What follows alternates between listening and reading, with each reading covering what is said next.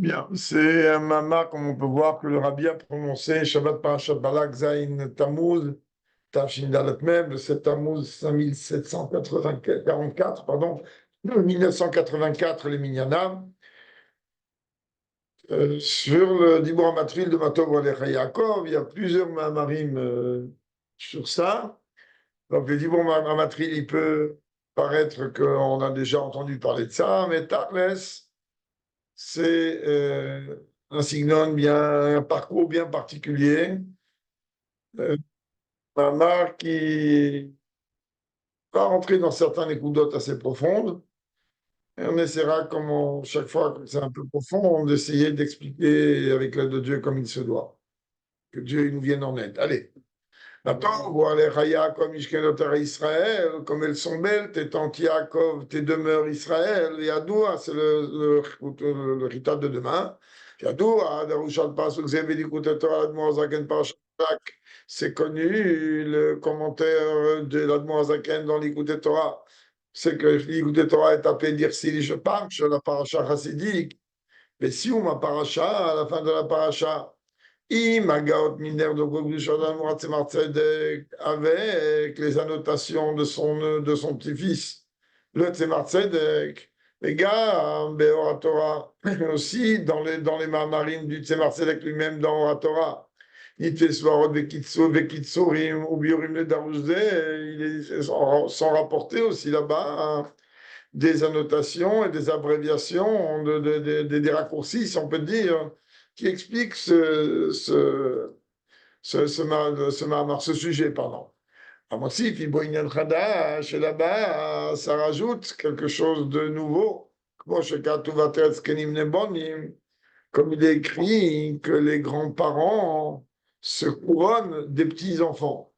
On sait très très bien que le, la gloire des enfants, c'est leurs parents, et la gloire des grands-pères, c'est leurs petits-enfants. Pourquoi ça marche comme ça? Parce que tout simplement, que, en général, un fils, il a l'habitude de dire mon père, mon père, mon père. Un grand-père, il a l'habitude de dire mon petit-fils, mon petit-fils, mon petit-fils. Et c'est-à-dire que d'une manière concrète, on voit ça comment?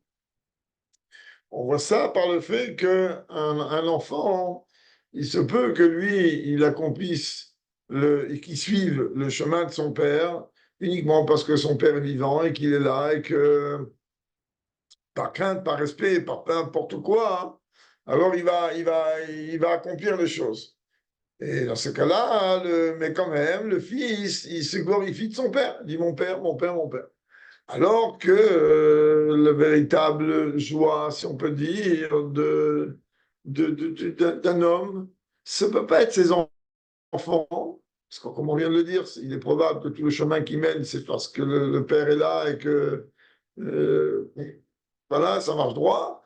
Mais quand est-ce qu'il se glorifie? Quand il est en train de s'apercevoir que son fils, il a éduqué ses enfants dans le même chemin que lui-même a été éduqué, et certainement mieux que ce que lui, il a été éduqué, car entre-temps, il y a une évolution. Alors, pour ça que la Torah nous dit, à Teretz Kenim Nebanim, était que les grands-parents se couronnent de leurs petits-enfants. Là, il est en train de parler de qui? Du Kamouvan, du petit-fils d'Admorzaken, qui est le Tzemar Tzedek, et surtout, Bifra, Chaya Ben Bito, surtout qu'il est en vérité le fils de sa fille. On va expliquer en 2 minutes. Qui a doigt, si pour chez Ignace Tzemar Tzedek, il y a un air de Admorzaken, mi Bito, Ufa, Bécha, chez Itzioulo. Alors, on dit maintenant, pourquoi on est en train de me dire le fils de sa fille? Qu'est-ce que ça vient m'amener? Alors, on a déjà expliqué maintes fois, et je vais un peu vite du fait qu'on est sur Zoom, que Ish Mazriat Tfila Yoledet Nekeva, Ish Mazriat Yoledet Zachar. Dans ces cas-là, il est clair et net que la relation directe d'un père, elle est avec sa fille, donc la fille, sa source, c'est le père, et ensuite, la relation directe d'un garçon, c'est sa mère. Donc, lorsque j'ai une fille, donc la relation elle est beaucoup plus étroite, j'en suis entre guillemets le préconiseur, et pour parler rapidement. Et lorsque la fille elle a un garçon, donc c'est une relation directe. Donc la relation qu'il y a d'un petit-fils par la fille est une relation beaucoup plus étroite qu'un petit-fils par le fils.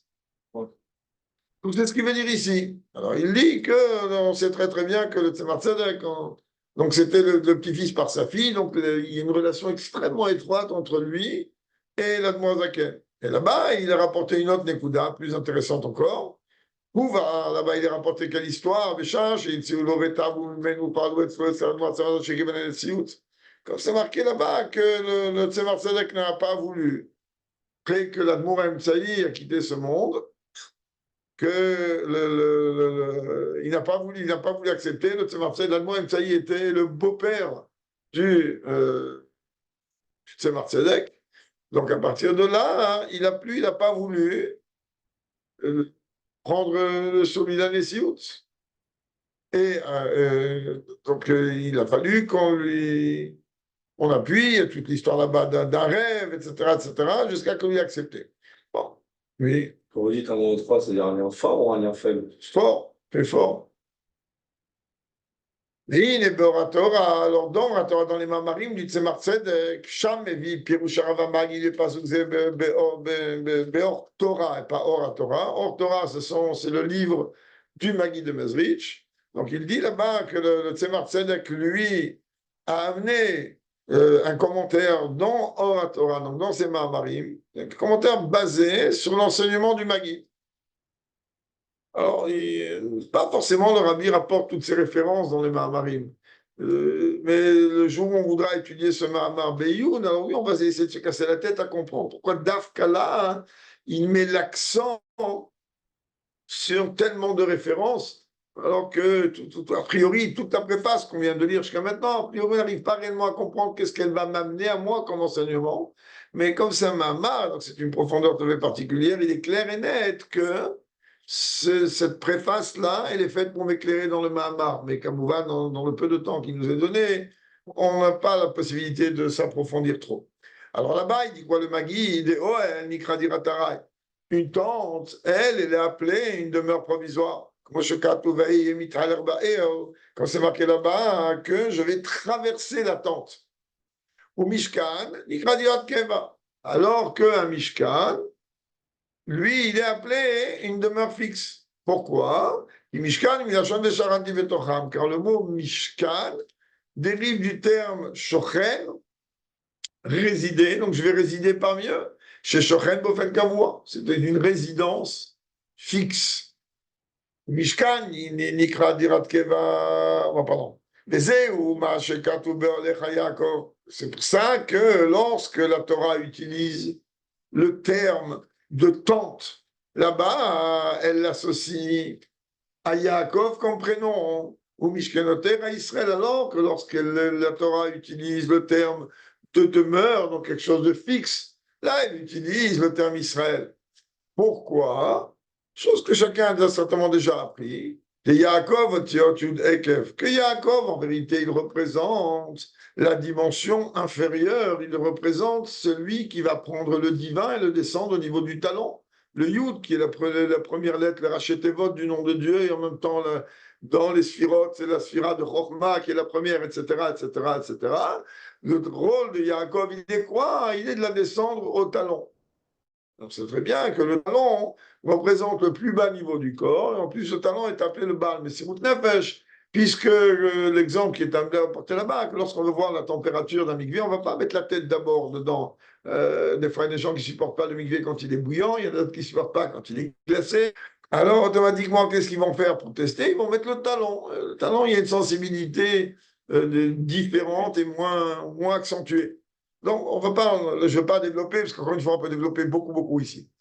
Et chez Moréal, Prinata Ekef. Donc, Yaakov, il représente le niveau du talon. Shinken Israël, alors que lorsque on utilise le deuxième prénom de Yaakov, Israël, Israël, c'est quoi comme lettre? Li Roche. C'est-à-dire, il représente le niveau de la tête. Chez Moréal, Prinata Roche. Donc, un des noms de Yaakov parle de l'extrémité supérieure, l'autre nom de Yaakov parle de l'extrémité inférieure. Velostam Rosh, c'est pas seulement n'importe quelle tête, Rosh Hashanah Kadosh Baruch. Moi, je possède une tête, c'est ça Israël. On ne parle pas de n'importe quelle tête. Il tient Kaviachol, la tête du bon Dieu lui-même. Pourquoi? Il a vaincu l'ange de Esav. Et donc, à partir du moment où Israël représente un guerrier, bien qu'il représente la dimension de la plus haute du peuple juif, il représente quand même la dimension du combattant, pas un guerrier, combattant. Le mot plus précis ici, c'est-à-dire celui qui ne se laisse pas avoir. Celui que, si on va trop l'embêter, il va remettre les choses en place très vite. Et il va gagner. Kisarita vatuchal. C'est pas qu'il va se battre et puis advienne que pourra. C'est-à-dire avec l'attachement à Dieu, alors automatiquement il arrive à ce niveau-là. Donc on parle ici de deux extrêmes qui en vérité, il n'y a pas de relation réellement apparemment directe. Mais à Kavo chez Yaakov, à Drosho chez Akadosh Baruch Hu. De là, on voit que quoi? On aura nous parler du talon de Yaakov jusqu'à, si l'on peut exprimer comme ça, de Dieu, la tête de Dieu. C'est ça, c'est une dimension très haute. Et c'est ça que lorsqu'on utilise le terme de tente, alors on utilise le nom de Yaakov, et lorsqu'on parle de demeure fixe, on utilise le terme d'Israël. Ça veut dire que un juif, que lui se trouve dans une situation de Yaakov, c'est-à-dire la dimension la plus basse du peuple juif, alors on lui dit ne t'inquiète pas, tu es dans une situation provisoire, comme une tente qui est provisoire, parce que tu vas voir très vite que la tchouva va te permettre de pouvoir t'élever et t'élever, d'ailleurs comme le prophète dit, Miyakoub Yaakov qui katanu. Je ne vais pas délibérer des heures sur Yaakov, je pourrais même des semaines. Mais qui va lever Yaakov car il est petit. C'est-à-dire quoi, il est petit? C'est-à-dire en vérité, Yaakov, il représente la situation du peuple juif telle que c'est une situation provisoirement basse, mais provisoirement, comme une tente qui, elle, est une demeure provisoire. Mais il faut que le juif il sache que constamment il est attaché avec la tête, c'est-à-dire constamment il est attaché à Dieu. Parce que la relation qu'un juif il a avec Dieu, elle ne bouge jamais, peu importe son comportement. Mais on voit que quoi? Que ici, la Torah, à travers la prophétie de Bilam, elle est en train de nous dire quoi? Sur les deux, aussi bien sur Yaakov que Israël. Qu'est-ce qu'il dit? Matov, waouh, comme elles sont belles. C'est-à-dire, même le niveau de Yaakov, il est beau. Matov alecha Yaakov, Mishkenotah Israël. Haïm Shem Tovim, Viesh Bahem, Krinatma. Ça veut dire que les deux dimensions, même la dimension provisoire dans laquelle le peuple juif se trouve, c'est quelque chose de très positif et de très bien. Pourquoi? Parce que ça contient le niveau de Ma. Ma représente Chorma, Ma, donc le niveau le plus haut, la tête, Ma, le Rabbi il dit, Imkola Pirushim Shevadabar, avec tout ce que ça représente le niveau de Bitoul, représente énormément de méthode, la perfection. Donc, il y a les deux en même temps. On va pas, le rabbi, il développe pas plus, je vais pas aller moi développer pour lui. Et là-bas, le Tzemar Tzedek dans Oratora, il explique, chez eux, ouais, Fresh Ben Kviut, Etim la Torah, des Balasa, Kim Yaakov, chez Beofenarai, que c'est ça en vérité la différence qu'il y a entre le fait de quelqu'un qui travaille, qui aime Balaesek, et qui se fixe un temps pour étudier. Alors chez lui, l'étude, elle est quelque chose de haraï, puisque la majeure partie du temps, il est au boulot, il est dans le business, mais quand même, malgré tout, il a l'obligation de fixer un temps d'étude de Torah. Donc pour lui, pour l'instant, l'étude de la Torah, elle est haraï, elle est quelque chose pas secondaire, je ne veux pas dire un mot pareil, mais provisoire, ça prend moins d'occupation de sa journée. Alors que le Talmid Racham, celui qui représente la tête, celui qui représente Israël, comme il le dit tout de suite, il voit Talmid Racham Israël, Shubofen Nashel Keva. Quelqu'un que lui, il étudie la Torah toute la journée, comme les gens du Kollel ou ailleurs, ou pas pour les Talmid, les Bachir, les Shiva, ou peu importe, il est clair et net que leur Torah, eux, ça n'a rien à voir avec la Torah. Mais n'oublions pas que les deux, ils sont bien.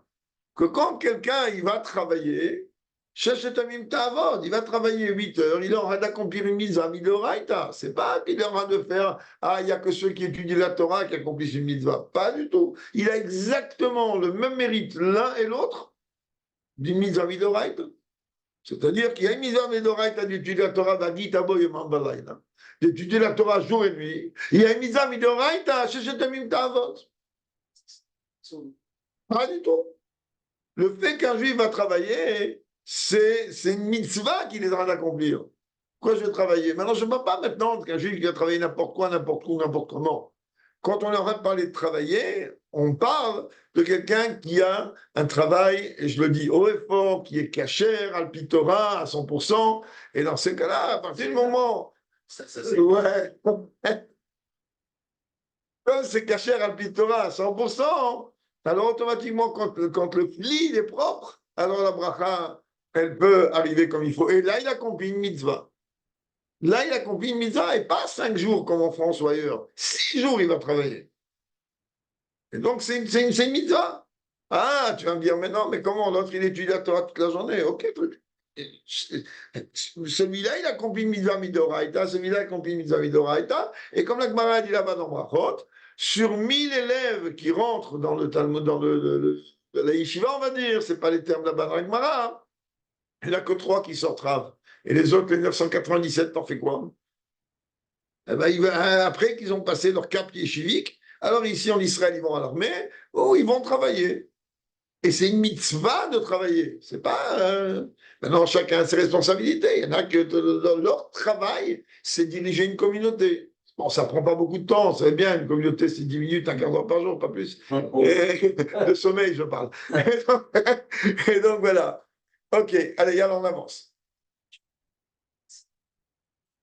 Situation spirituelle très basse. Je me dis, le matzah, il est à ce moment-là. Okay. Et la situation d'un juif qui est constamment attaché à l'idole dans sa tête, c'est pas la même chose. C'est exactement la même chose. Pourquoi c'est exactement la même chose?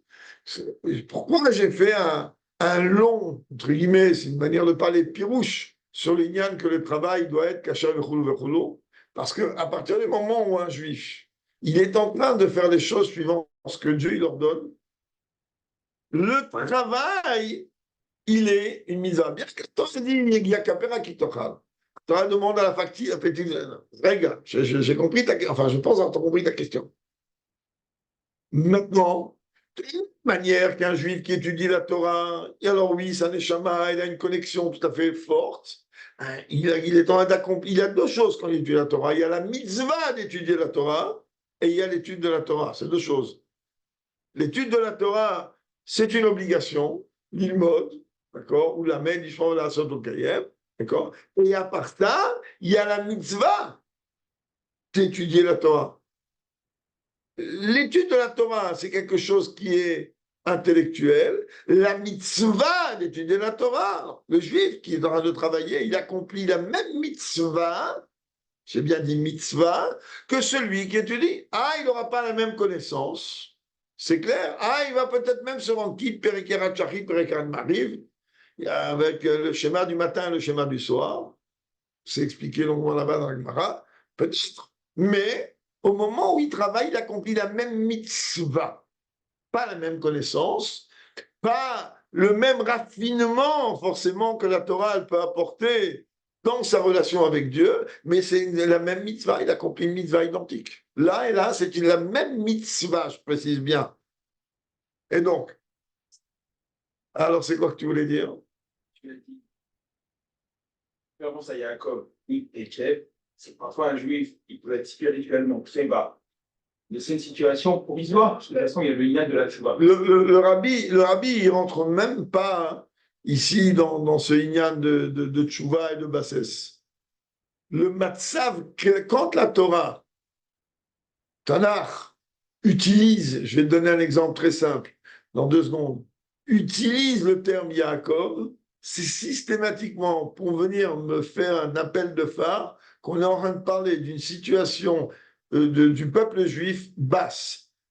Une des questions les plus grandes que le rabbi soulève dans un des Mahamarim d'ailleurs, Tashim Chavov, là-bas le rabbi il dit, il écrit dans Shabbat Shuvah, Chouva Israël, Adava Yeloki, Raki Kachata Bavoner al Rabbi, il hurle. Enfin, il hurle. Façon de parler.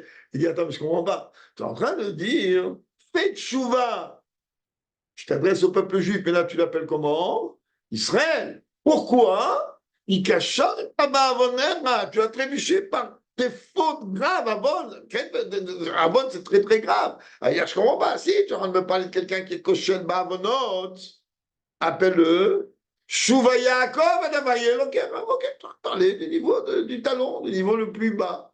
Après là-bas, il explique en vérité, je ne vais pas rentrer là-dedans. Donc, quand on est en train de nous parler maintenant, que Yaakov, il représente le niveau le plus bas du peuple juif, et il représente d'un autre côté le niveau de celui qui n'est pas en train d'étudier la Torah toute la journée, parce qu'il n'en a pas les capacités, ou parce que tout simplement, il n'a pas les facultés intellectuelles. C'est pas donné à tout le monde d'étudier la Torah, bien qu'aujourd'hui, merci mon Dieu, avec tout ce qu'on a dans les technologies modernes, n'importe qui peut étudier. N'importe qui, quand il veut, où il veut, il peut étudier.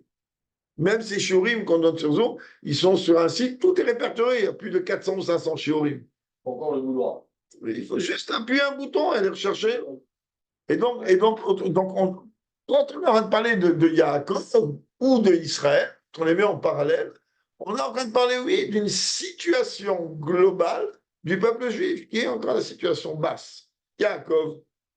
Mais lorsqu'on est en train de parler, où le peuple juif il est en train de prier, ce que j'ai répété, Yaakov, Yaakov il représente un niveau, oui, il est bas. Mais malgré tout, il s'en sort parfaitement à travers le lien de l'Imoud Torah dans les moments où lui, il peut étudier la Torah. Mais quand on dit il peut, qu'on n'oublie pas, au bon Dieu, on n'est pas en train de raconter les salades. Pierre, Paul et Jacques, Dieu préserve, on peut raconter les salades. Mais au bon Dieu, tu vas pas lui dire, excuse-moi, j'ai pas pu.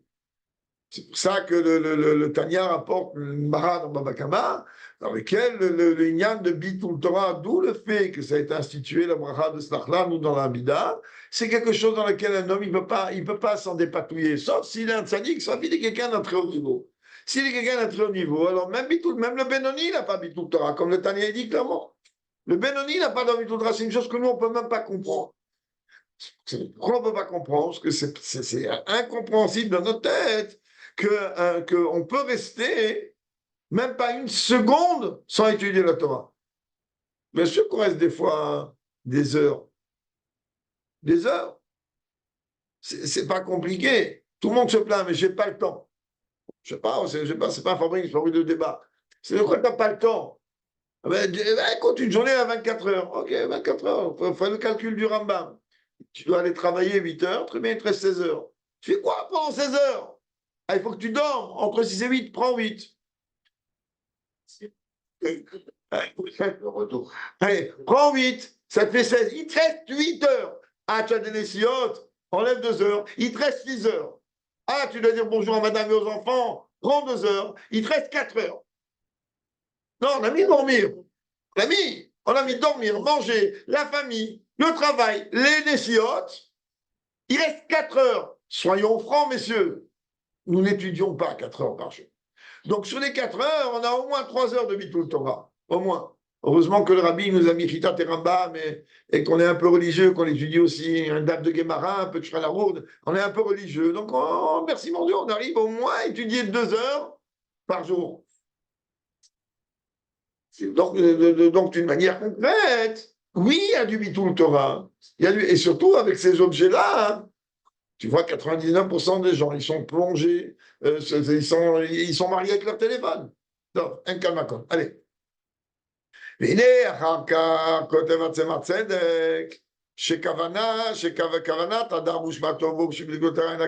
après, le Tzemar Tzedek, il écrit que la Kavana de Matovo Alecha Yaakov, dans l'Ikouté Torah, c'est pas cela.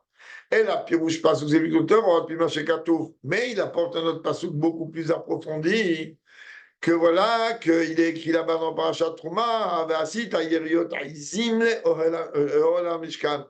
Tu vas fabriquer tes tentures de chèvre sur le Mishkan. Des riot, Nikreot, Beshem Mishkan. Il y avait 2 formes de tentures. Il y avait des tentures qui étaient faites en lin. Elles sont appelées les tentures du Mishkan. alors que Yeriot Aizim, Nikreot Shem Oel, alors que les tentures de chèvre, de peau de chèvre, de poils de chèvre, ça a été fait pour le Oel du Mishkan. Période, je dis Grévé Mishkan, je dis Grévé Oel. Donc on voit que quoi? Que les tentures de lin, ça s'est appelé Mishkan, alors que les tentures de poils de chèvre, ça s'est appelé Ohel. Pourquoi? C'est très bien que les tentures servaient à recouvrir le Mishkan. Donc il y en avait un qui, quand c'est en lin, on les appelle Mishkan. Quand c'est en peau de chèvre, on les appelle Ohel. Et alors, qu'est-ce que c'est quoi la différence entre les deux? Les gars, Fresh Benemou, ou la différence qu'il y a entre les deux, c'est Riot, un Mishkan, Yerochesh. Que les tentures du Mishkan, donc les tentures de lin, elles, Hayou Bemisparesser, elles étaient, il y en avait 10. D'abord, on voit notre Rouma avec Rachid. Oui, Yerochesh. Shesh, c'est pas 6, c'est du lin. Shesh, c'est le nom d'une matière. C'est aussi le chiffre 6, mais ça n'a rien à voir ici. D'accord, Tzadik? Et donc, non, tout va bien. Et donc, quel est son nombre de 10? Machéim Kanyeroteizim Ohel Hayou Bemisparid Aleph. Alors que les tentures de poils de chèvre, c'est-à-dire les tentures qu'on appelle Ohel, donc le provisoire, elles étaient au nombre de 11. On voit, basé, donc tout de suite, maintenant, il va nous faire décoller. Alors maintenant, il est expliqué dans l'écouté Torah là-bas, des Mispar Yuda, les promesses d'Avodat Tabirourim, que le chiffre 11, il a une relation avec le raffinement Miklipat Noga, c'est-à-dire le travail du Miklipat Noga. On voit très très bien que toute la Nekuda du 11, c'est Vavke, c'est les deux dernières lettres du nom de Dieu. C'est pour ça que le travail, et on le voit clairement dans le chef de la génération, que lui, depuis sa naissance jusqu'à sa naissance, etc., on retrouve avec le chiffre 11 un petit peu partout où on va. Donc, il dit c'est 11.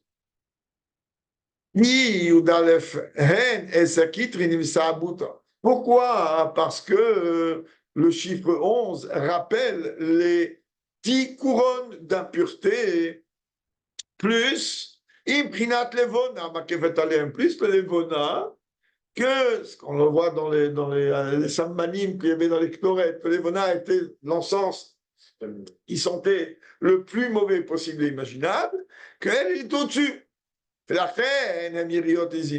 Et donc, automatiquement, ça, c'était les pots de chèvre. D'ailleurs, les pots de chèvre, il y a une odeur. Ceux qui ne savent pas c'est quoi des chèvres, ils n'ont qu'à approcher, voir les chèvres, on comprend très très vite. Alors que le lin, c'est en général, ça n'a pas forcément d'odeur, et surtout qu'on ne le mélange pas avec la laine. Ven Kamakom, maintenant de rentrer dans tous les pirouchim qui sont merveilleusement cachés entre les mots ici. Les gars, en plus, quand on est en train de parler des chèvres, les chèvres, en vérité, elles rappellent l'obscurité. Donc, rappelons-nous que les chèvres, que les peaux de poils de chèvre rappellent les notions d'impureté. Et le birour de Klipat Noga, ça veut dire quoi? Ça représente la dimension galoutique, la dimension des choses négatives, donc la nuit. Pourquoi? Alors là, il fait référence à une Gemara qu'on a déjà parlé maintes fois sur cette Gemara-là, dans plusieurs autres Mahamarim. Maharaza, comme la Gemara dit là-bas dans Shabbat, My time is Mesagan, c'est pas Mesagin, c'est Mesagan. Je pense que c'est comme ça. Et Sagan, Bereish Achule, Bereish Arashur Achule. Là-bas, la Gemara elle demande comment ça se fait que dans un troupeau, alors un troupeau qui contient plusieurs bétails, là-bas, le troupeau, les chèvres, elles passent avant les moutons. Elles sont mises en tête. Alors la Gemara là-bas dans Shabbat, elle répond, parce que tout simplement, les chèvres, elles sont en majorité avec des poils obscurs, noirs ou bruns foncés, alors que les moutons, eux, ils sont en majorité avec de la laine qui est blanche. Et en vérité, dans les animaux, eux, ils ont un repère tout à fait particulier de voir que ces poils noirs, c'est comme une direction qui leur... C'est ça qu'on les mettait au début. Là-bas, la Gemara, elle ne parle pas du tout de ce Inyan-là. Là-bas, la Gemara, elle est en train de débattre, si on se souvient un peu, là-bas, la Gemara, elle est en train de débattre est-ce qu'on va d'après la création du monde par rapport à un de Birou, je ne vais pas commencer là-bas, mais de toute façon, ce n'est pas le plus réellement important, ou est-ce qu'on va d'après la chose telle qu'elle est, il y a rien de Boré. Alors, il dit en vérité, il y a une déa qui tient, on va d'après la création du monde. Et si on va d'après la création du monde, c'est comment? Vaï Erev, Vaï Boker, ça commence par la nuit, par l'obscurité. C'est pour ça qu'elle donne l'exemple. La Gemara là-bas, elle dit dans un troupeau, ce qui est obscur va en tête parce que ça, le Tana là-bas, la Mora, pardon, il veut venir t'amener une preuve qu'il faut aller suivant l'ordre de la création du monde, qui est Vaï Erev, Vaï Boker, comme un troupeau de chèvres ou un troupeau de bovins, où les chèvres qui sont obscures à la base, elles sont en tête. Là encore, on peut développer beaucoup, mais on ne va pas trop. Ou Birouzé, ou Alidé Prinat Yaakov, Shored Levarer. Ah, mais alors qui sait que lui va faire le bureau? Qui sait que lui va être capable de faire ressortir cette dimension de lumière qu'on peut trouver dans l'obscurité? Ben, c'est Yaakov. Yaakov, lui, il avait ça, bien que le bureau n'est pas fini, il avait la vanne, le bureau, lui, était fini. Aussi, ouais. Et donc, Mishkan, alors que lorsqu'on est en train de parler, donc c'est pour ça qu'en vérité, le travail de Yaakov, il est lié avec le bureau des choses négatives, donc des 11, tous les 11 tentures. Alors que les Mishkan, alors que les tentures du Mishkan, chez Bemispar Esser, qu'elles sont nombre de 10, elles font allusion à quoi? Romzot, les sœurs Sphirot d'Igdusha, qui Vishem Begaloui. Alors elles font sous-entendre les 10 spirotes de sainteté qui elles sont clairement dévoilées. Kma, Marazal, Bemaseret Avot, comme c'est ramené dans le Pirkei Avot du Perek Hamishi, chez Barsara, Ma'amarot Nivra Olam, que le monde a été créé avec 10 paroles.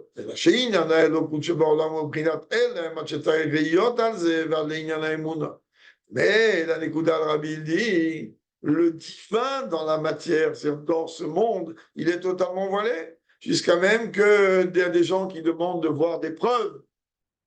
Comment Dieu il a créé le monde, il a créé le monde. Et jusqu'au Inyan de l'Emouna, il y a des choses qui sont, que la Torah nous donne des preuves claires, qu'elle est capable de nous éclairer clairement sur certains sujets. Mais il y a, si on est assez intelligent, de comprendre que toute la Torah, en vérité, elle n'est que Emouna.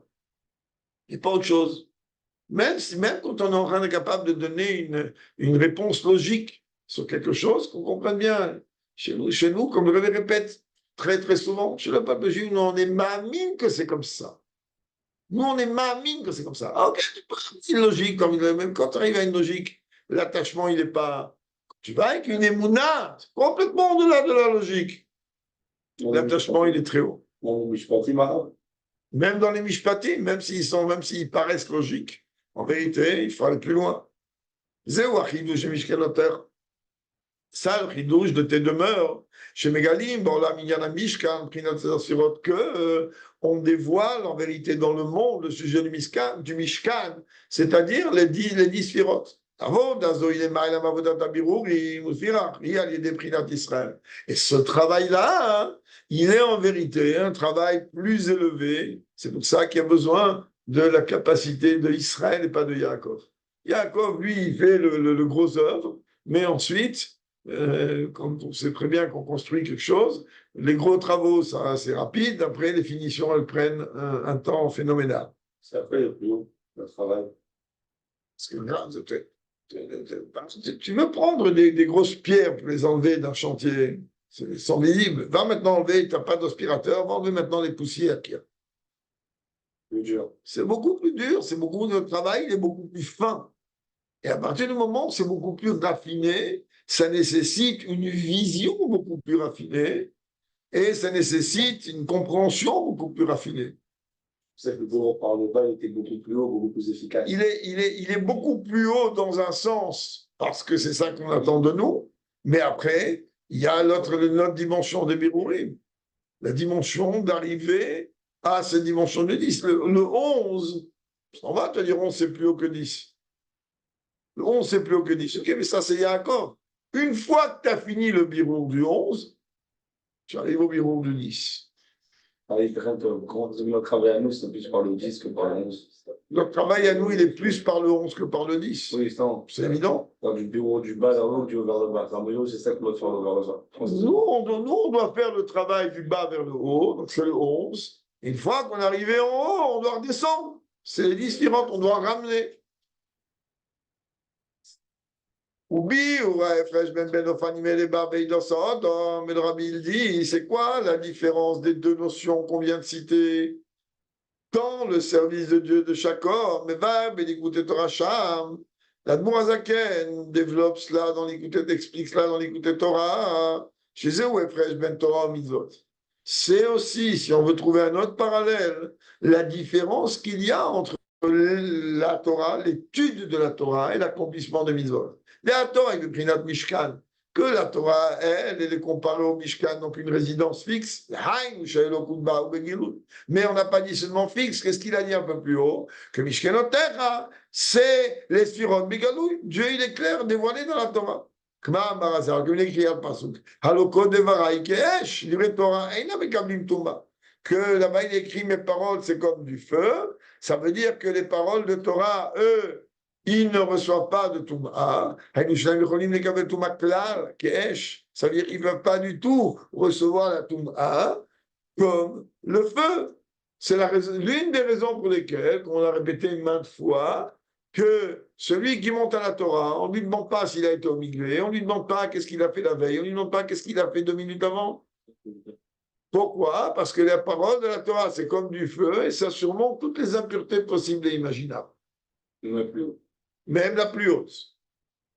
La preuve, c'est qu'aujourd'hui, on est tous atteints de l'impureté la plus haute qui est tout matmet, celle d'être rentré en contact avec un mort, ne serait-ce qu'un mort, je préserve, qui était dans l'immeuble.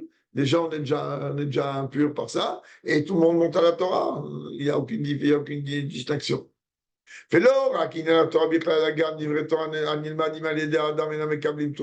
Et c'est pas seulement, Rabbi, il dit, le Sefer Torah, que lui, alors il ne peut pas être atteint d'impureté, car il est comme du feu. Mais toute étude d'un individu, aussi son étude, aucune impureté ne peut l'atteindre. Il étudie la Torah, le Mishnah, qu'il en va d'apprendre le Tanakh, qu'il a à apprendre une page de Gemara, qu'il en va d'apprendre peu importe quoi, aucune impureté elle va atteindre. Alors que les mitzvot, les mitzvot,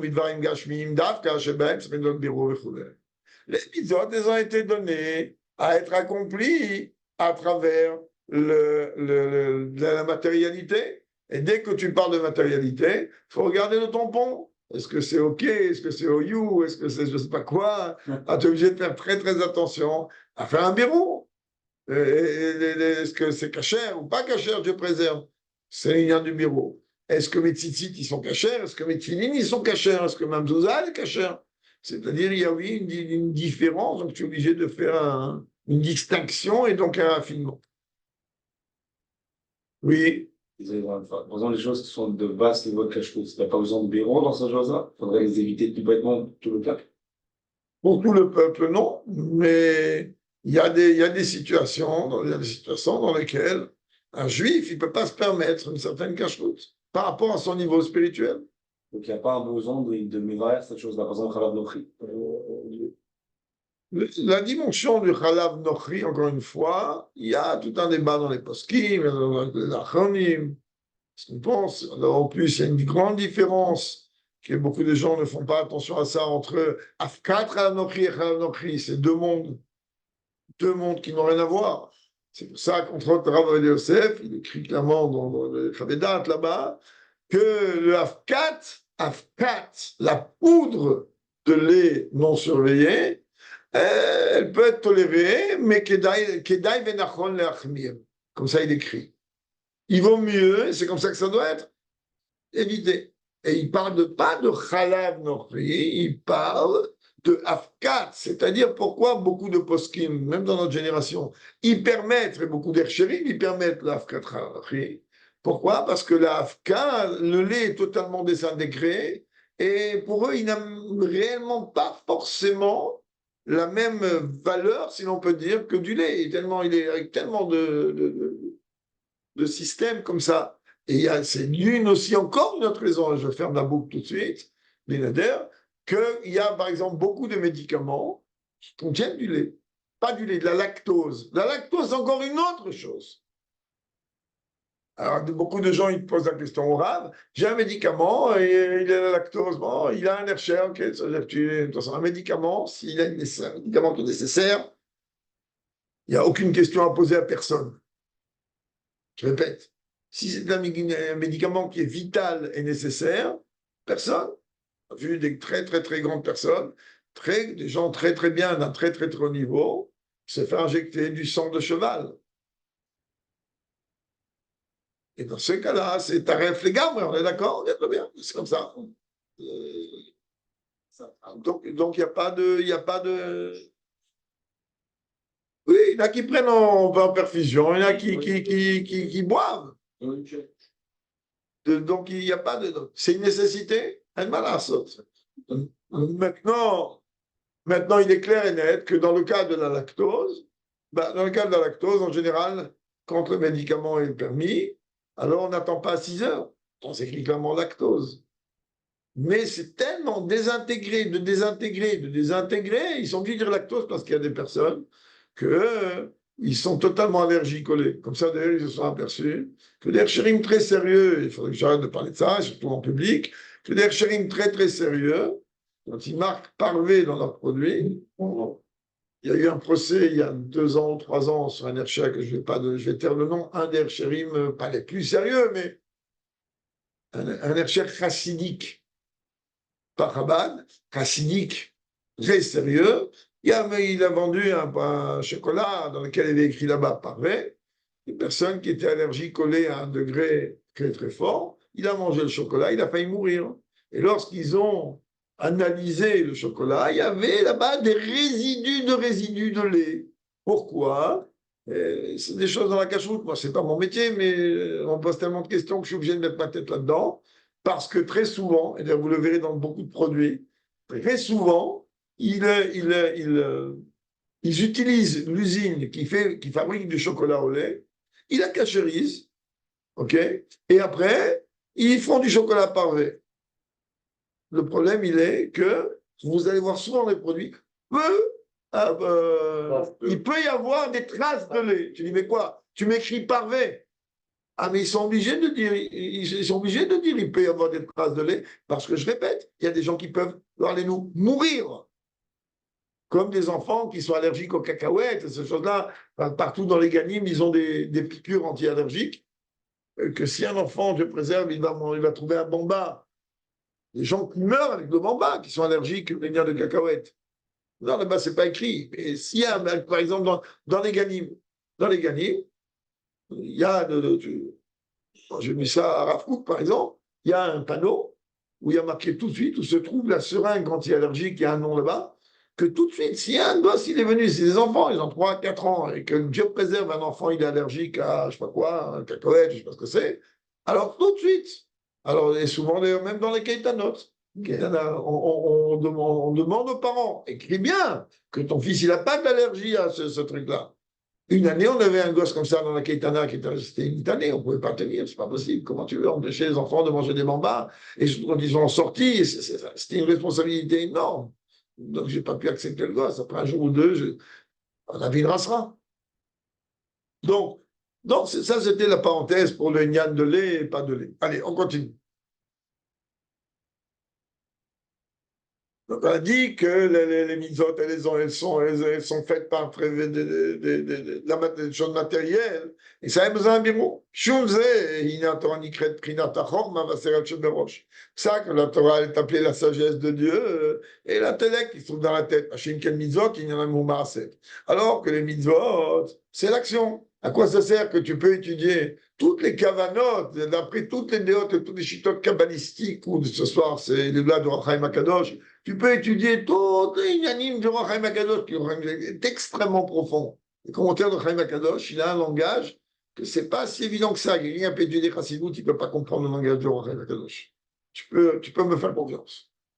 Il a un langage très, très bien, il ne va rien comprendre. Il va passer complètement à côté de tout ce que le Roi Chaim Akadosh veut te dire.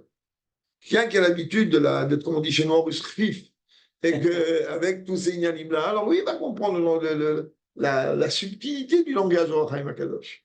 Sinon, il ne va rien comprendre du tout. Il va croire qu'il aura de lui raconter des histoires ou il aura de lui dire je ne sais pas trop quoi. Donc, tu peux étudier n'importe quelle mitzvah, d'après toutes les chitotes les plus kabbalistiques possibles et imaginables. Si tu n'accomplis pas, tu n'as rien fait. Ah, super, j'ai appris c'est quoi le digne de Mezouza. Et je peux t'expliquer, te faire un chiot de 14 heures dessus, d'après tous les niveaux de la Torah, le Pardès. Mais j'ai pas de Mezouza à ma porte. Qu'est-ce que j'ai fait? Rien du tout. Après, la Torah, elle est appelée Chochmato Shalakadosh Baruch Hu, donc il est dit avec la tête, l'Irosh. Alors que les mitzvot, eux, si elles ne sont pas accompagnées d'actes, ça ne sert à rien. Tu vas me dire, comment ça sert à rien? Voilà, il étudie. Oui, c'est marqué que celui qui étudie et qui n'accomplit pas, Rien. Hachem Ishmor, ce qui lui arrive. Tu étudies, tu sais ce qu'il faut faire. Quand tu ne sais pas ce qu'il faut faire, très bien, Dieu il a dit, il va apprendre un jour. Mais là, tu es en train d'étudier, c'est permis, c'est interdit. Et 2 secondes après, tu dis, je fais ce que je veux. Hein. Allez. Et c'est ça pourquoi la Torah l'utilise. Pour Yaakov, le terme de tente, et pour Israël, le terme de demeure. D'Avod avec Mitzvot et où il a l'idée Yaakov, que le service de Dieu dans l'accomplissement des mitzvot, alors le comparatif, il est avec Yaakov, c'est-à-dire d'amener le divin dans la matérialité, Prinat Maïs, l'action. L'avoda de l'Imouda Torah Mishkan, ou à l'idée Israël, Otiot Rosh, et le service de Dieu. Bon, je sais pas, il y a. On l'a pas aussi quand on va enfin. Oh. Et le service de Dieu, que lui, il est lié avec l'étude de la Torah Mishkan, ça c'est à travers Israël Otiot Rosh. והנה, אחר שמביא יד מועצם הצדק את פירוש אדמו"ר הזקן בליכוד התורה. Tu vas aller regarder, regarde ça. Je sais, mais c'est moi, c'est la lumière là. Est-ce que ça me peut?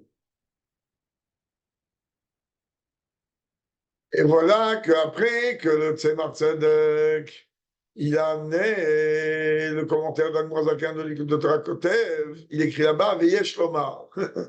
Et on pourrait être amené à dire, j'ai déjà expliqué plusieurs fois qu'un jour il serait bon de s'asseoir et de se casser la tête sur le Yesh Lomar.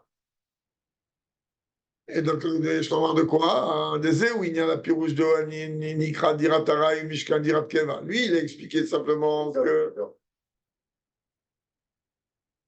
Ouais, lui, c'est lié avec donc quelque chose de provisoire, et Mishkan, quelque chose de fixe.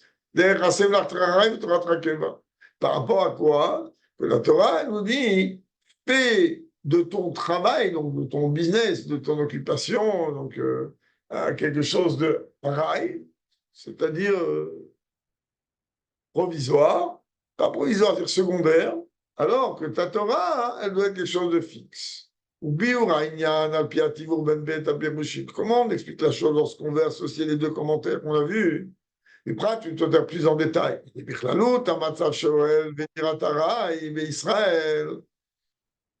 En règle générale, la situation de ce qu'on appelle l'OL, c'est-à-dire une demeure provisoire, parmi le peuple juif, ou Biotam Begalout. En vérité, ça représente quoi? Ça représente le moment où le peuple juif il est en exil. Qui a Galout, un homme comme Sheni Yudik, Mamarazach, Israël, Bisban, Galout, Prinat Banim, Shigalou, Ishmaraviem. Parce que tout simplement, pendant le Galout, on est comparé à quoi? On est comparé comme des enfants qui ont été donc exilés de la table de leur père. Mais quand même, tu vois bien que même pendant l'exil, on les appelle les enfants, donc Dieu il est leur père, ça ne bouge pas. Mais si, étant pas si, puisque Dieu il est mon père, à partir de là, ma place à moi, elle n'est pas d'aller manger au restaurant. Ma place à moi, elle n'est pas d'aller manger à Mykonos ou à New York. Ma place à moi, elle est de manger sur la table de mon père, c'est-à-dire dans le Beth Amikdash. C'est ça, tu le Nekuda. Donc, on n'est pas forcément à notre place en galoute. C'est pour ça qu'il est rapporté dans la Gemara, oh, il est banim chez Galou. Malheur à ses enfants qui ont été exilés, roulés, etc. C'est pour ça qu'on est en train de dire comme elles sont belles tes tantes. Yaakov, les gammes, qui fiché Israël, même lorsque le peuple juif se trouve en exil, c'est-à-dire dans un endroit provisoire, Gam Sham, Tovu Alech. Malgré tout, là-bas, les tantes, cette situation provisoire, elle est positive, elle est bonne. Chez Begalout aussi, me dira Louis Barbe pourquoi? Quand on peut dire que Galout c'est bien, tu n'arrêtes pas de me dire que c'est pas l'endroit du peuple juif. Oui, mais en attendant la Géoula, à partir du moment où tu es en train d'œuvrer pour faire en sorte de faire tout le but de la création de ce monde, c'est-à-dire de faire de ce monde une demeure pour Dieu, alors tout va bien. Parce que vous comprenez bien, la kavana du galout, elle n'est pas seulement une préparation à ce qu'il va y avoir après quand Mashiach va arriver. Elle, hein? Oui. Président par rapport au Gan Eden. Dès qu'on est en train d'accomplir en vérité, même pendant le galout, la volonté de Dieu, automatiquement ce monde déjà il devient une demeure pour Dieu. Que force Betania, comme le Tania explique, chez Mitzvot, il a chanté Safta Vechimo. Que le terme mitzvah est la même étymologie du terme Safta qui veut dire équipe, union, former un. Mishum, Shali Adam, Mitraber Adam, mais quand même, pour mettre ça vers Mitzvot. Parce qu'à travers l'accomplissement des Mitzvot, l'homme, il est en train de. L'homme qui accomplit une mitzvah, il s'associe, il s'unit avec Dieu qui est celui qui ordonne les mitzvot. Talier des Enas, et dira par ce biais-là, alors ça devient une demeure pour Dieu, béni soit-il. On peut dire encore, c'est encore un autre c'est comme ça qu'on peut aussi expliquer le langage demeure provisoire et demeure fixe. A priori, pourquoi on appelle ça demeure provisoire? Non, on peut le tente directement. C'est très bien qu'une tente, c'est quelque chose de provisoire. On a pris pour le Gan Israël, ben, on a beaucoup d'enfants, on ne savait pas comment faire. On a acheté une tente géante. Là-bas, dans l'école Plainera, et encore la semaine prochaine, il va y avoir encore plus. Et donc, il fallait où tu veux les mettre. Bon, là-bas, il y a des cours à perte de vue. Ah oui, tente, des ventilos, ça va des stadaires, donc, appelle-le une tente. Rabbi dit, pourquoi tu l'appelles demeure provisoire? Appelle-le une tente directement, c'est le terme qu'il faut. Et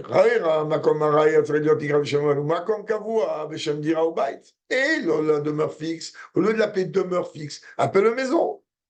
Après, on t'a dit c'est une maison. Donc, c'est une demeure fixe. Où tu vas? Je vais à ma maison. Ma maison, c'est une demeure fixe. Seulement on explique la chose de cette manière. Mishum, je basé Moudgash Gam Benyanarai, Begalout, Gam Sham Yesh Nadira. Parce qu'on veut venir simplement te dire que même en temps d'exil, qui est ça, c'est une situation provisoire, eh bien le service de Dieu d'un juif, il est aussi appelé dira. Il est aussi appelé demeure. Shosim dira lui pourquoi? Parce qu'au moment où on étudie la Torah pendant le galout, au moment où on accomplit une mitzvah pendant le galout, à ce moment-là, on fait du monde une demeure pour Dieu. Shosim dira lui il m'en fait donc à Dieu une demeure. De la même manière, il y a le sujet de Keva. Même dans une tente. C'est très bien que l'hôtel, c'était une tente. Pourtant, là-bas, qu'est-ce que Dieu dit? Dans le Mishkan, qui était un Oel, bah, Dieu, qu'est-ce qu'il dit? Je vais résider là-bas, parmi vous. Donc, on parle aussi de dimension fixe. Comment cela se traduit dans le service de Dieu de chacun d'entre nous? Pardon, la globalité du travail de l'homme dans ce monde, il est tout simplement de raffiner les choses de ce monde. Au moment où Dieu il a créé le monde avec tous les outils nécessaires pour pouvoir accomplir la mission que Dieu allait nous donner. Au Fichar Neymar, et les Toldot Hashemayim Ve'aretz Beit Baram Toldot Maleh. C'est ça que lorsqu'on dit voici les pérégrinations du ciel et de la terre lorsqu'ils furent créés, là-bas, le mot Toldot, il n'est pas écrit Chasser, il est écrit avec deux vaves, donc entier. On va dire pourquoi. Mishum, Shaya Az, Haolam, Bishlemut. À ce moment-là, le monde, il était dans sa perfection. Mais je répète, quand on dit un monde dans sa perfection, alors pourquoi décrire le monde? C'est-à-dire un monde dans lequel tu as tout ce qu'il faut pour accomplir ta mission. Mais le but de la création, il est Asher bara Elohim, la sorte. Dieu te dit, voilà, il y a un monde, faut faire un bonheur de birourim. Ah, comment on va faire? J'ai pas d'outils. Alors, je vais te donner, je vais créer tous les outils qu'il faut avec. Et à partir du moment où il y a tous les outils, donc tu as aucune excuse. Qu'est-ce qu'il va venir dire? Pourquoi tu ne fais pas ton travail? Voilà. כי אז היה עולם רק קדושה בלבד, או משמשים לקדושה. Parce qu'à ce moment-là, le monde, il était exclusivement sainteté ou objet de sainteté. עד שאפילו על הנחש הגדמוני המואזל שהיה שמש גדול. Jusqu'à même que lorsqu'on parle du serpent, on est en train de parler de celui qui a réussi à embrouiller Chava. Alors là-bas, on dit que c'était en vérité un shamash gadol, c'est un plus grand des anges. Seulement, après la faute originelle, le monde lui-même, il est descendu de niveau. Et le monde, il est devenu en vérité une existence du contraire de la Gdusha. Maintenant, il va falloir le raffiner à travers le Dadorim, c'est-à-dire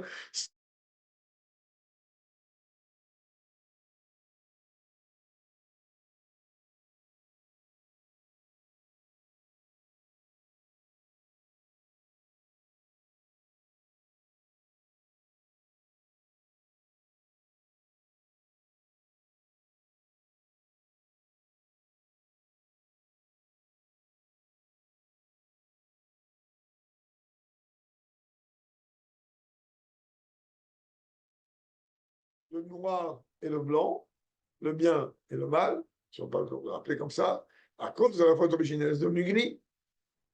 Du moment où c'est devenu gris, le travail à moi, hein, il est de faire le bureau de ça. De quelle manière?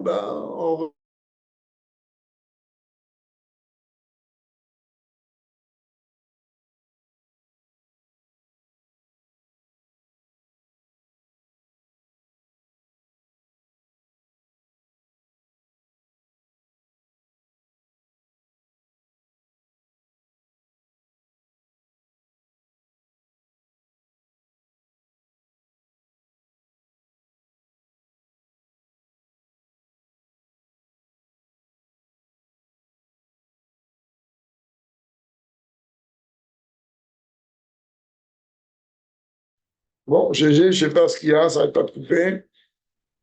Bon, Il y a un problème de réseau, il y a un problème de réseau. bon ok. De toute façon, on n'a pas réellement avancé pour l'instant. Donc, il y avait le mal est une création, et il y avait une création qui devait s'annuler si Marichon n'aurait pas fauté, alors il aurait dû s'annuler tout de suite. Dès que Shabbat y rentre, c'est fini. Et là, il y a eu la faute originelle, et dans ce cas-là, il est clair. C'est ça ce qu'on appelle Klipat Noga, c'est-à-dire une force du mal lumineuse. Noga, c'est lumineux. C'est-à-dire qu'il contient du bien et qu'il contient du mal. À nous de. Cette Klipa-là, si on l'utilise pour faire du mal, on la rend dans Shos Klipotat Meot. Si on l'utilise pour faire du bien, on la rend dans la Gdusha. Allez.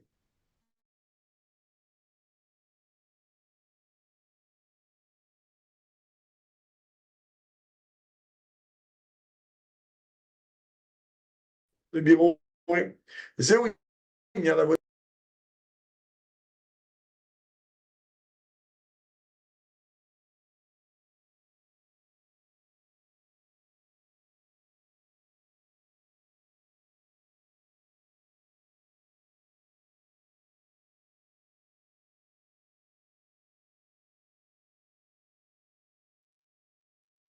Ça demeure Yaakov. Désolé. Ça veut dire que Yaakov, le peuple juif, il va être un balabait sur cette situation provisoire-là. C'est-à-dire, il va gérer la situation comme il se doit. De toute façon, il a la notice, il a tout ce qu'il faut. Sheim, qui a Avoda Beprinat Israël, alors que lorsqu'on est en train de parler du service de Dieu qui est lié avec le niveau d'Israël, d'Irosh, Ibekdusha Goufa, il est en vérité le service de Dieu qui va nous permettre de s'élever au sein même de la sainteté. Alors, comment, quel exemple on peut donner matériellement?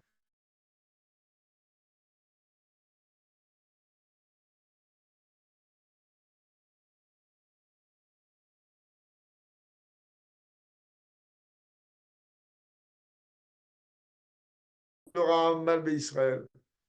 Il dit, c'est quoi le vitamine de Yaakov? C'est-à-dire que même si Yaakov est au niveau le plus bas, Dieu, il ne tient pas compte des fautes qu'il fait parce qu'il sait qu'il est au niveau le plus bas. Et il le bénit quand même.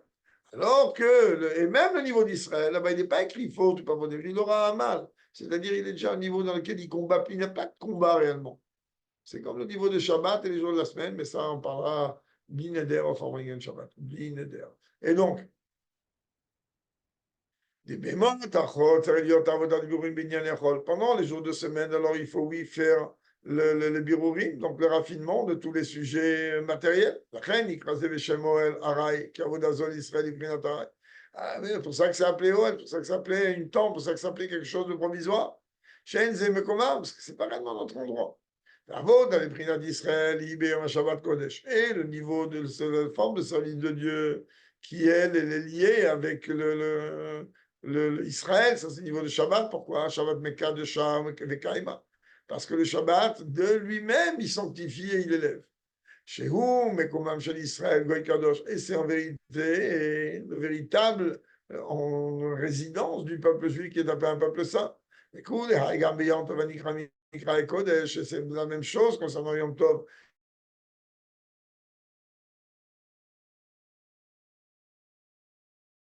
Yom Tov Beshem Shabbat. גם בספירת העומר, כמו שכתוב, סרתם לכם מלאכות השבת וגומר. Et même le Yom Tov, on voit qu'il est appelé Shabbat. Et le Rabbi se base sur l'ordre de Dieu concernant la mitzvah du Homer. Il est marqué là-bas, Sartem Lachem Mlachot Shabbat, c'est pas Shabbat. On va compter quand? Le lendemain de Pessah. C'est à partir du deuxième jour de Pessah depuis la veille. Et tu vois, et la Torah lui dit Shabbat pour nous donner un siman que même un Yom Tov, il est appelé Shabbat. Hine albet avodotel ou deoal mishkan. Et donc pour finir, le Rabbi il dit concernant ces deux formes de service de Dieu, celle qui représente le qui est imagé par le Nyan du Yoel, ou bien Mishkan, donc tente, ou bien demeure fixe, Araïv et Keva provisoire et fixe, Torah ou Mitzvot, comme on l'a expliqué plus haut, que ça représente l'étude de la Torah ou l'accomplissement des Mitzvot.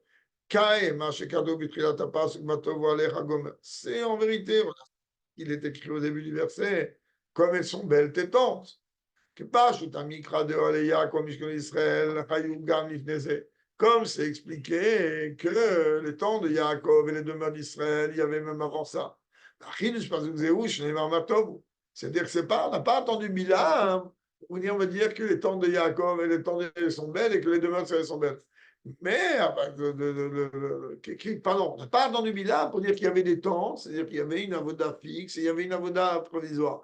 Et puis là, il est venu, à travers sa prophétie, nous montrer combien Dieu il nous aime. Nous dire, tu sais, même ta demeure provisoire, elle est belle. C'est même l'effort que tu as de faire, celui-là aussi, il est beau. En vérité, les deux dimensions, ils représentent le bitoul, avec, comme Rabbi a dit au début du Mamar, avec tous les projets, je sais pas, et d'une manière que c'est bien. Et terre, plus que ça, je regarde, on est marakpa, machat matov, que on voit que dans le verset, il n'est pas écrit Matovu Alecha, Yaakov, Matovu Mishkenotei Israël. C'est marqué qu'une fois. Pourquoi qu'une fois? Haïnu Shehema Tovu Achat Ishneem, Mishum Sheshte Avodot Gam Yachad Em Dotat Dagashet Matovu. Qu'est-ce que je te disais tout à l'heure? Je disais que celui qui travaille ou celui qui dit la Torah, il est exactement au même niveau. Rabbi vient de le confirmer ici. Les deux, ils sont bien. C'est deux formes de travail différentes. Mais les deux, ils sont bien parce que les répètes rapportés qu'une seule fois, Matov, il n'y a pas fait de distinction entre Aler et Mishkanotem. Ça veut dire qu'aux yeux de Dieu, c'est agréable pour Dieu les deux dimensions. Il rentre, qu'avec l'aide de Dieu, à travers nos actions et dans tous ces sujets-là, non,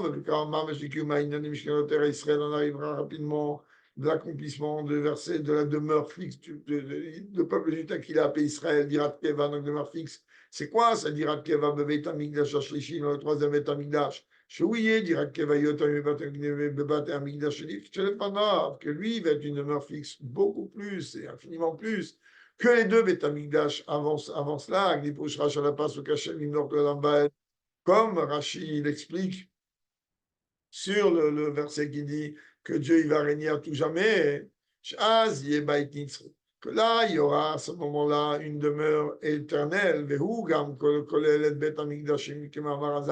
qu'il va englober les deux Beit Amigdash, à la place où il est proudé à Mishkan, Mishkan à Edout, que ça va se marquer, voici donc le dénombrement, si on peut dire, les calculs du Mishkan, Mishkan de témoignage. Chez Beit Amigdash, il même pris notre Mashkon, que les deux Migdashim, ils sont en vérité comme un gage. Je disais, Mouvan Shem Yarzeu Beit Amigdash Ashlishi. Les deux, c'est un gage que Dieu a pris en attendant qu'on se comporte bien, et après il va le rendre. On prend un gage, on est obligé de le rendre. Et on va retrouver les deux Beit Amigdash, en fait, comme on l'a expliqué maintenant. Dans le troisième. Oui. Pourquoi? D'abord, si on veut parler d'une manière basique et gentille et courante, ben, le premier Beit Amigdash, il a duré moins de temps que le deuxième, il était infiniment plus beau que le deuxième. Le deuxième Beit Amigdash, il était infiniment moins beau que le premier, mais il a duré 10 ans de plus que le troisième Beit Amigdash. Hein? Je n'ai pas entendu. Non, on disait, il n'y avait pas dans le premier, il y avait 100 fois plus beau. Celui de Shlomo, il n'y avait pas plus beau. Sans compter le fait qu'il y avait, il y avait 5 choses qu'il n'y avait pas. Même beauté matérielle, la Gemara elle dit que ceux qui avaient connu, c'est possible que oui, ou qui avaient entendu par leur grand-père, comment était la beauté du premier Beit Hamikdash, quand ils ont vu le deuxième, ils ont dit c'est une auberge. Ah, je peux te le montrer, c'est une auberge par rapport au premier. Alors que donc le deuxième, lui, Kamouvan, il va être beaucoup plus beau que le premier. Et comme il va être éternel, il va durer plus longtemps que le deuxième. Puisqu'on sait très bien que la dimension des deux Beit Hamikdash, ils sont liés avec le mot katit. Katit, la mahor, concassé pour luminaire. Katit, c'est 410 et 420. Ça veut rappeler en vérité le premier Beit Hamikdash et le deuxième Beit Hamikdash. Et donc, Mishkan, il dit, il a appelé Mishkan pourquoi? Parce que Dieu, il a pris en gage. Et un gage, comme Mouvan, après l'Alacha, il faut le rendre. Je disais, Mouvan, Shem Yarzeu Bet Hamikdash, tout ça va revenir en deuxième Bet Hamikdash. Chen, Yitgale Az, Gam Mishkan Moshe, Shou Nitzri. Aussi, va se dévoiler enfin le Mishkan de Moshe Rabbeinu, que lui, l'éternel. Et puis, il y a ce Mashiach, ce qui est ouvert avec Minma, mais je parle d'une Mashiach rapidement de nos jours. C'est pas Mishkan Moshe. Le Mishkan, que Moshe a construit dans le désert.